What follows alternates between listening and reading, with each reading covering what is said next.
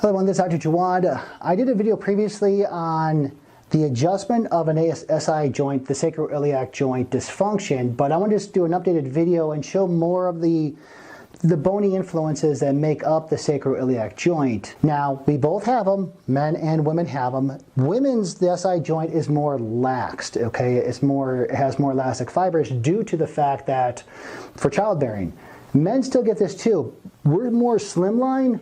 So, and we have more muscle around the buttocks area, which stabilizes the SI joint, but I'm not saying that men cannot get it, but women are more likely to get it, an SI joint dysfunction, than men. When it comes to the backbone, okay, so we have all these bones, vertebrae, they're all latched up, and we have 7 cervicals, 12 thoracic, 5 lumbars.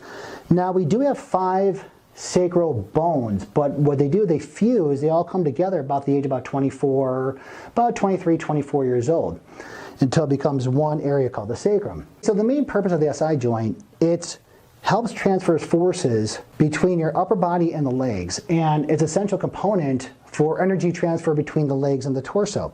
Now, Schoolhouse Rock, the leg bone connects to the pelvic bone, and now in the pelvic bone, there are 3 bones that make up your pelvic girdle. You have your ilium, you have your ischium, and in front you have your pubis. Now 2 bones together make up a joint. Hence this is why it's called the sacroiliac joint. And this joint in itself moves millimeters. It helps with the transfer of every time you go from a seated to a standing or twisting. Sometimes a joint doesn't play by the rules and it gets locked. It gets locked in a posterior position. Now, meaning that it could be a right posterior, a left posterior, but only one goes in a posterior while the other one will go in an anterior position. So when people come in, and typically the symptoms are, it's low back pain when you go from a seated to a standing and twisting, because remember, it's locked. And then when I have the patients on the table, I palpate the top, like the lower back, the top of the buttocks area, and I could feel a prominence. Is it the left side or is it the right side? So what happens when it's locked, I'm just going to go to the right side posterior, it goes posterior, the left side will still stay normal, but the muscles, key muscles, the Quadratus Lumborum and the Piriformis muscle, what happens, because the muscles want to protect the body, the muscles will get really, really tight on the one side that's locked.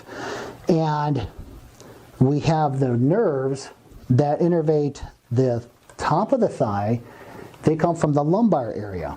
So this is where you're going to get a lot of like radiculopathy down the front of the thigh, not the back of the thigh, because that is your sciatic nerve, but the front of the thigh, because you have the lumbar nerves which innervate the pattern down the front of the thigh and in the leg. So I'm going to show you here next with a patient of mine the mimicry of when she has SI joint pain dysfunction and how I'm going to treat it.